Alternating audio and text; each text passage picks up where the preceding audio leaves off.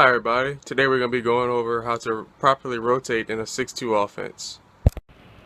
Alright, so here's my starting lineup. I have my two setters here. They're always opposite of each other. I have my two blockers, and then I have my two hitters. One thing you need to know is the setter is always going to be in the back row. Once they're in the front row, they become a hitter. So we'll get into our serve receive now. The setter will run up right behind the hitter. These two guys here will slide over to fill in the gap. This front row setter will drop back to fill in space, and this guy will drop back a little bit. So now we have our serve receive, sort of like a horseshoe shape. So now once the ball is hit, this setter will run up to the net. This hitter will drop back right there.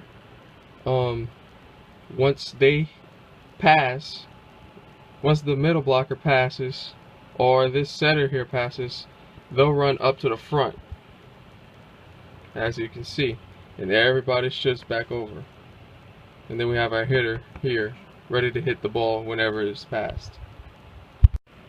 Okay, so now we've rotated. I have my two setters in the middle, and my blockers on opposite corners, and the same as my hitters. What will happen is the setter will run up behind the front row setter. This guy will rotate over to fill in space. This front row player will drop back. So now ball goes over the net. What will happen is, unless this guy here is not passing the ball, he'll run up. I have my back row setter shift over to the front. This guy becomes a hitter. He'll drop back, and these guys will rotate over to fill in space if need be. And so now we're ready to play. Okay, so now you see I've rotated once again. I have my two setters, my two blockers, and then my two hitters.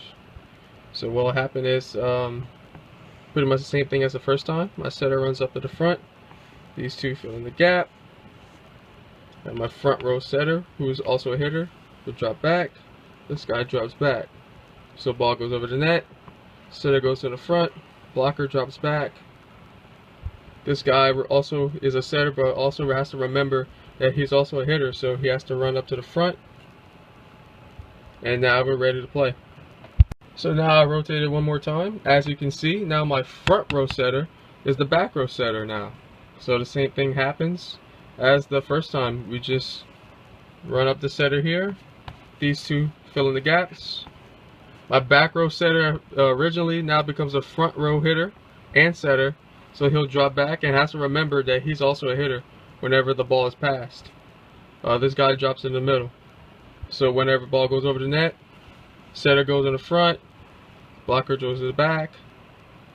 This guy runs up, and these guys shift over if need be. And now we're ready to play.